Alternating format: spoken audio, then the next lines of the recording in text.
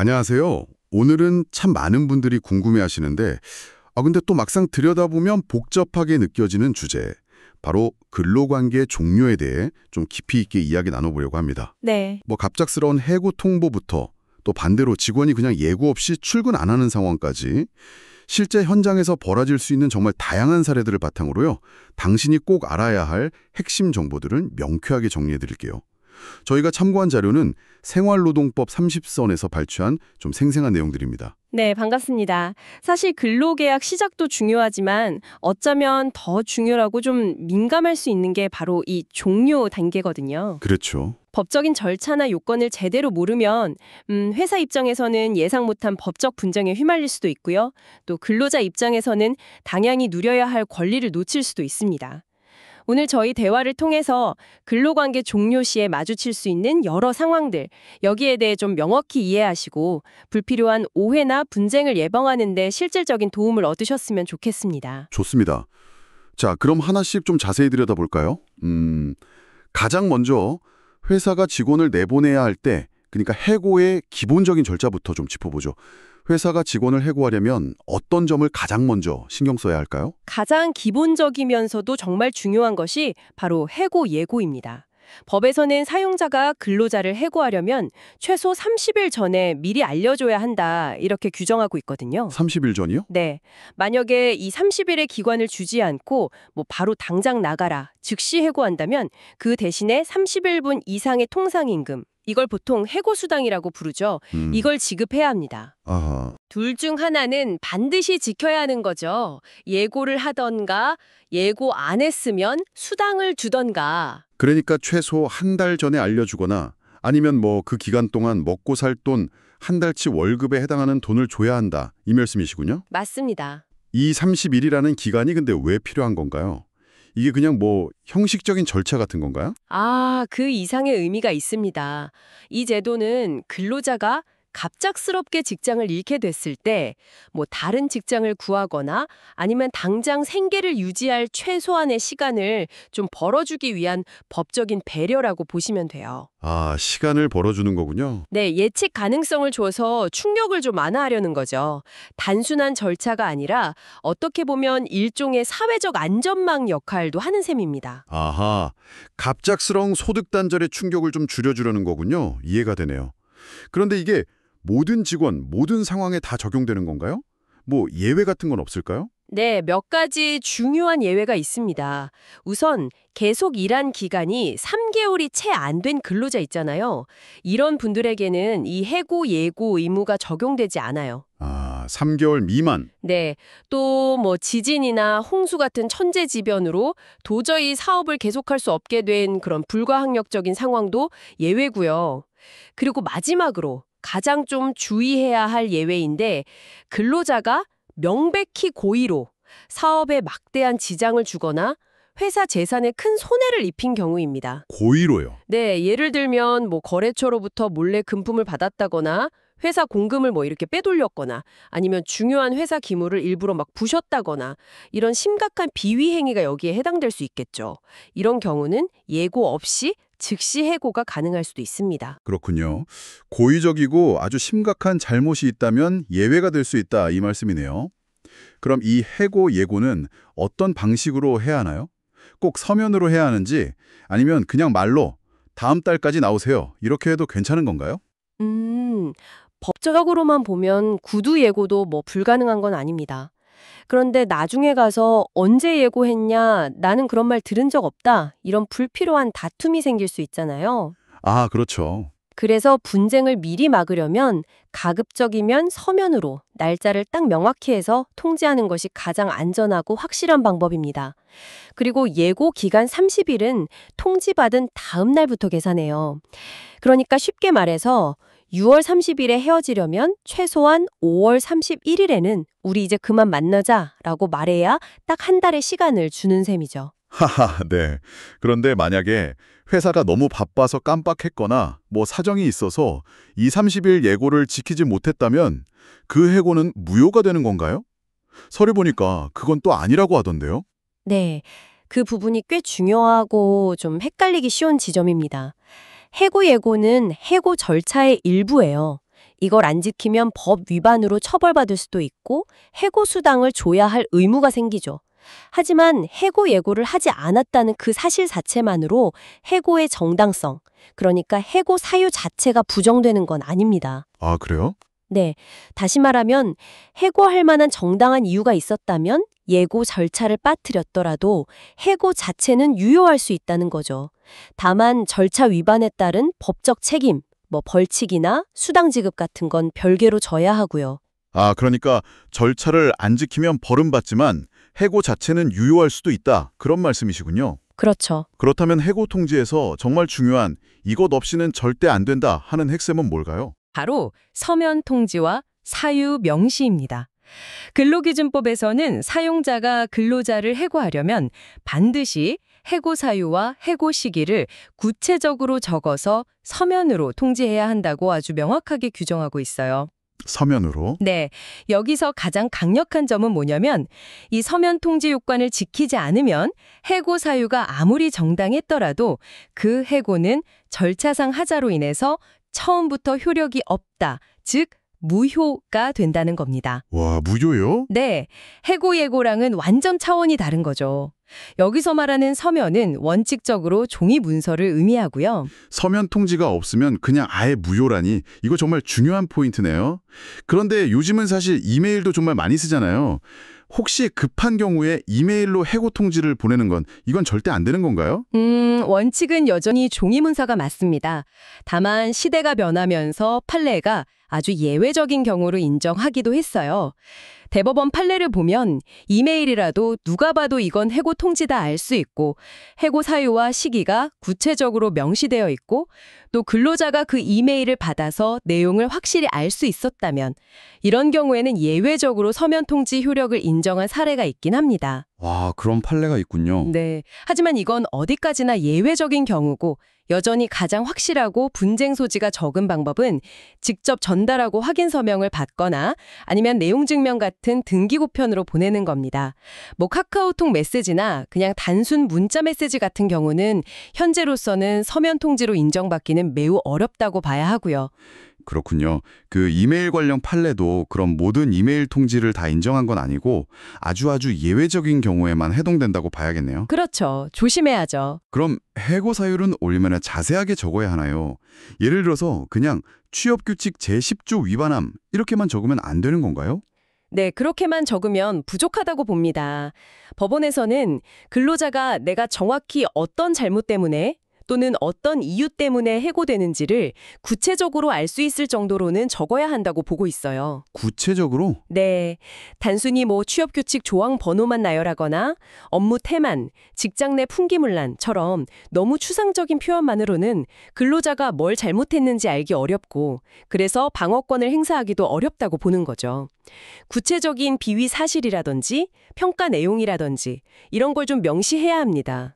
물론 이미 공식적인 징계 절차를 통해서 근로자가 자기 해고 사유를 명확히 알고 있었고 충분히 소명할 기회를 가졌던 그런 특별한 경우에는 다소 완화될 수도 있겠지만 원칙은 구체성입니다. 알겠습니다.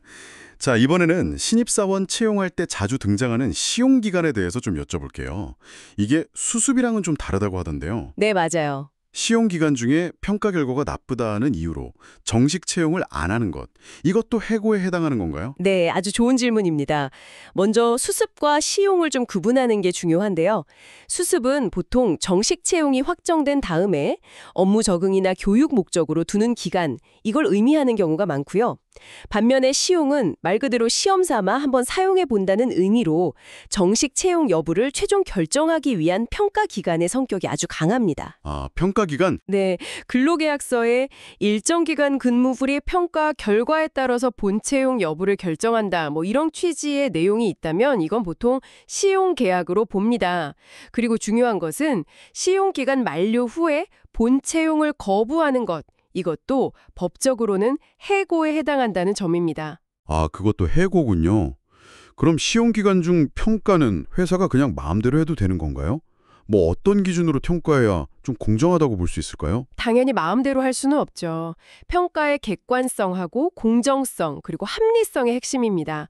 시용 기간 동안의 근무 태도라든지 업무 능력 동료와의 관계 같은 업무 적격성을 종합적으로 평가해야 하고요.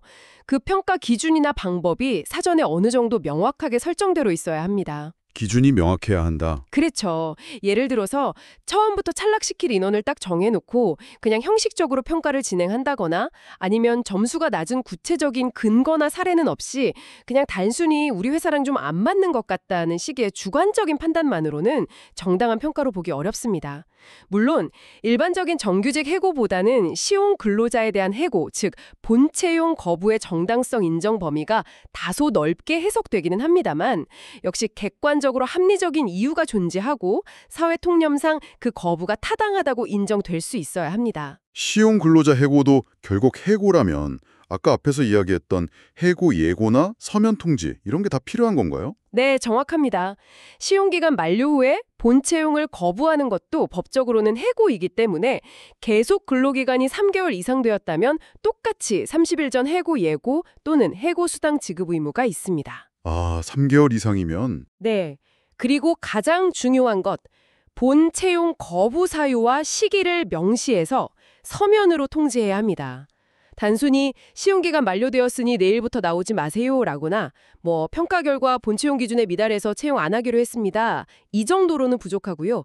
구체적으로 어떤 점에서 기준에 미달했는지 등을 알려줘야 절차적 정당성을 갖출 수 있습니다. 알겠습니다. 이번에는 좀 상황을 바꿔서요. 회사 입장이 아니라 직원 입장에서의 종료를 한번 생각해보죠. 직원이 갑자기 아무 말 없이 출근을 안 하거나 혹은 어제 사표를 냈다가 오늘 아침에 와서 제가 마음에 바뀌었어요. 사표 돌려주세요 하는 경우. 이런 경우는 회사가 어떻게 대처해야 할까요? 가장 깔끔한 방법은 역시 사직서를 서면으로 받아두는 것이죠. 그래야 나중에 나는 그만둔다고 한정 없다. 이런 식의 분쟁을 막을 수 있습니다. 그렇죠. 받아둬야죠. 그런데 만약 근로자가 연락이 두절됐다거나 사직서 제출을 거부한다면 회사가 일방적으로 해고한 게 아니라 근로자 스스로 노무 제공을 거부했다는 점을 입증하는 것이 중요해집니다. 이를 위해서 전화, 문자 메시지, 내용 증명 우편 같은 다양한 방법으로 여러 차례 출근을 독촉하고 그 연락 시도 기록들, 예를 들어 통화 녹음, 메시지 캡처, 등기 수령증 같은 걸 철저히 보관해야 합니다. 언제까지 복귀하지 않으면 사직 의사가 있는 것으로 간주하고 처리하겠다라는 내용을 명확히 통보하는 것도 하나의 방법이 될 수 있고요. 사표를 냈다가 마음이 바뀌어서 돌려달라고 하는 경우는 어때요? 회사는 무조건 돌려줘야 하나요? 이건 근로자가 제출한 그 사직 의사 표시의 법적 성격에 따라서 좀 달라집니다. 만약에 저는 일신상의 사유로 오늘부로 사직합니다와 같이 회사의 승인 여부와 관계없이 근로자가 일방적으로 계약 해지를 통보하는 형식 사직서였다면요. 이건 회사에 도달한 시점에 원칙적으로 효력에 발생하기 때문에 근로자가 마음대로 철회하긴 어렵습니다. 일방적인 건 안 되는군요. 그쵸. 반면에 이러한 사유로 사직하고자 하오니 허락해 주시기 바랍니다처럼 회사의 승낙을 얻어서 근로관계를 종료하겠다는 청약의 형태, 사직원이나 합의해지 요청이라면 회사가 네, 알겠습니다라고 승낙하기 전까지는 근로자가 자유롭게 철회할 수 있습니다. 합의 요청이면 가능하다. 네. 다만 이것도 예외가 있는데 회사가 이미 후임자를 채용하는 등 근로자의 사직을 전제로 새로운 법률 관계를 형성했다면 신의 칙상 철회가 제한될 수도 있습니다. 만약 직원이 나 내일부터 안 나와 이렇게 일방적으로 사표만 딱 던지고 다음 날부터 출근을 안 하면 회사는 그냥 손 놓고 있어야 하나요? 아니면 우리 회사 규정상 한 달 전에 내야 하니까 한 달치는 결근 처리한다 이런 식으로 대응할 수도 있나요? 네, 회사 규정에 근거해서 대응할 수 있습니다. 만약에 취업규칙 같은데 퇴직을 원하는 직원은 퇴직 예정일로부터 최소 30일 전에 사직서를 제출해야 한다. 이런 규정이 있다면 원칙적으로 그 30일이 경과하기 전까지는 근로관계가 유지되는 것으로 해석될 수 있습니다. 규정이 있다면요? 네, 규정이 없정연 민법의 고용계약 해지 통고 규정이 적용될 여지도 있는데 예를 들어 월급제 근로자의 경우 사표 제출일이 속한 달의 다음 달 말까지는 근로관계가 유지된다고 보기도 하고요. 하지만 현실 현실적으로 근로자가 출근하지 않는 상황에서 법률 관계만 유지하는 건 좀 의미가 없기 때문에 많은 경우 무단결근으로 처리하면서 급여를 지급하지 않거나 아니면 근로자가 원하는 날짜에 서로 합의해서 퇴직하는 것으로 처리하는 경우가 많습니다. 이 경우에도 무단결근으로 손해가 발생했다면 별도로 손해배상 청구는 이론적으로는 가능한데 현실적으로 그걸 입증하고 받아내기는 쉽지 않죠. 듣다 보니 정말 케이스 바이 케이스고 복잡하네요. 그런데 법적으로는 아무리 해고 사유가 정당하더라도 절대로 해고해서는 안 되는 그런 기간이 있다면서요. 이건 정말 중요할 것 같은데요. 그렇습니다. 이건 정말 강력한 보호 규정인데요. 근로기준법하고 남녀고용평등법에서 명시하고 있습니다. 크게 세 가지 경우를 꼭 기억하셔야 합니다. 세 가지요? 네. 첫째는 업무상 다치거나 병에 걸려서 일을 쉬고 요양하는 기간, 그리고 그 요양이 끝나고 나서 30일 동안은 해고할 수 없습니다. 업무상 재해 기간이랑 그 후 30일. 네. 둘째는 여성 근로자의 출산 전후 휴가 기간, 그리고 그 휴가가 끝나고 30일 동안 역시 해고가 금지됩니다. 출산 휴가 기간과 그 후 30일. 그리고 셋째는 남녀고용평등법에 따른 육아휴직 기간 동안에도 해고는 절대 금지됩니다. 육아휴직 기간도요. 정말 강력한 보호 조치네요. 이건 혹시 예를 들어서 직원이 육아휴직 중에 회사 공금을 횡동했다거나 하는 명백한 해고 사유가 발생해도 그 기간 중에는 해고를 못한다는 뜻인가요? 네, 그렇습니다. 이 해고 금지 규정은 절대적 해고 금지 기간으로 해석됩니다. 즉, 설령 근로자에게 사회 통념상 해고가 당연하다고 여겨질 만한 아주 중대한 귀책 사유가 발생했더라도 법에서 정한 이 특정 기간 중에는 해고 통보 자체를 할 수가 없어요. 아예 통보조차 못하는군요? 네. 만약 이 기간에 해고를 단행하면 그 해고는 절차나 사유의 정당성을 따져볼 필요도 없이 그 자체로 그냥 무효가 됩니다. 특히 육아휴직 같은 경우는 휴직을 신청했다는 이유나 휴직 기간 중이라는 이유만으로 해고 같은 불리한 처우를 하는 것 자체가 금지되고 만약 위반하면 형사처벌까지 받을 수 있는 아주 강력한 보호 조치입니다. 지금까지는 주로 정규직이나 시용, 사직 상황을 봤는데 근로관계 종류에는 좀 다른 유형들도 있잖아요. 예를 들어서 계약직 직원의 계약 기간이 끝나는 경우라든지 아니면 최종 합격 통보까지 다 했는데 갑자기 채용을 취소하는 경우 같은 것들이요. 이런 건 어떻게 봐야 할까요? 네, 그런 경우들도 중요한 쟁점들을 가지고 있습니다. 먼저 기간제 근로계약의 만료는 원칙적으로는 정해진 계약 기간이 끝남으로써 근로관계가 자동으로 종료되는 것이니까 해고가 아닙니다. 해고가 아니다. 네, 원칙적으로는요. 따라서 해고 예고나 해고 수당 지급 의무가 없습니다. 하지만 여기서도 또 중요한 예외가 있어요. 계약이 형식적으로는 기간제지만 실제로는 여러 차례 반복해서 갱신되어 왔고 그래서 근로자에게 이번에도 당연히 갱신되겠지 하는 합리적인 기대권, 갱신 기대권이 인정되는 경우 갱신 기대권요? 네. 또는 기간제 근로자를 사용한 총 기간이 2년을 초과해서 법적으로는 사실상 기간에 정함이 없는 근로자 무기계약직으로 간주되는 경우 이런 경우에는 단순히 계약 기간이 만료되었다는 이유만으로 계약을 종료시키는 것이 실질적으로 해고와 같다고 봅니다. 그럴 땐 해고처럼 본다. 그렇죠. 그래서 이런 경우에는 해고와 마찬가지로 계약 갱신 거절에 정당한 이유가 있어야 하고 관련 절차도 준수해야 합니다. 최종 합격 통보받고 연봉 협상까지 다 마치고 출근 날짜만 기다리고 있었는데 갑자기 회사에서 미안하지만 채용이 취소됐습니다. 이렇게 연락 오는 경우도 가끔 들리던데요. 이건 법적으로 어떻게 되나요? 네, 바로 채용 내정의 취소 문제인데요. 판례는 일반적으로 최종 합격 통보를 하고 출근 예정일, 담당 업무, 임금 같은 구체적인 근로조건까지 다 확정이 되었다면 비록 실제로 근무를 시작하기 전이라도 이미 근로계약 관계는 성립되었다고 봅니다. 이미 계약이 성립된 걸로? 네, 따라서 회사가 일방적으로 이런 채용 약속을 깨는 것은 단순한 내정 취소가 아니라 법적으로 해고에 해당합니다. 이것도 해고군요? 그렇죠. 그러므로 채용 내정을 취소하려면 해고와 동일하게 객관적으로 합리적인 이유, 즉 정당한 이유가 있어야 하고 그 사유와 시기를 명시해서 서면으로 통지해야 합니다. 정당한 이유로는 예를 들어서 채용 공고 때 명시했던 필수 자격 요건에 미달한다는 사실이 나중에 발견됐다거나 제출했던 경력이나 학력 서류가 허위로 밝혀졌다거나 아니면 회사가 도저히 신규 채용을 진행할 수 없을 정도의 심각한 경영위기에 처한 경우 등을 들 수 있겠죠.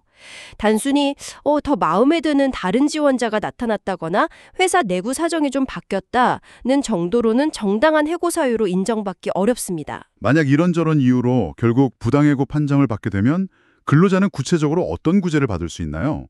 예를 들어 밀린 월급 같은 건 어떻게 되는 건가요? 노동위원회나 법원에서 부당해고로 최종 판정을 받으면 근로자는 크게 두 가지 중요한 권리를 갖게 됩니다. 첫째는 원직 복직, 즉 해고되기 전의 자리로 돌아가서 계속 일할 수 있는 권리고요. 원직 복직. 둘째는 해고 기간 동안 일하지 못했지만 만약 부당하게 해고되지 않고 정상적으로 계속 근무했다면 당연히 받을 수 있었을 임금 전액, 이걸 보통 임금 상당액이라고 하는데요. 임금 상당액을 지급받을 권리입니다. 아, 일 못한 기간에 임금도 받는군요. 네, 그렇습니다. 이 임금 상당액은 보통 해고되기 전 3개월간의 평균 임금을 기준으로 계산되고요.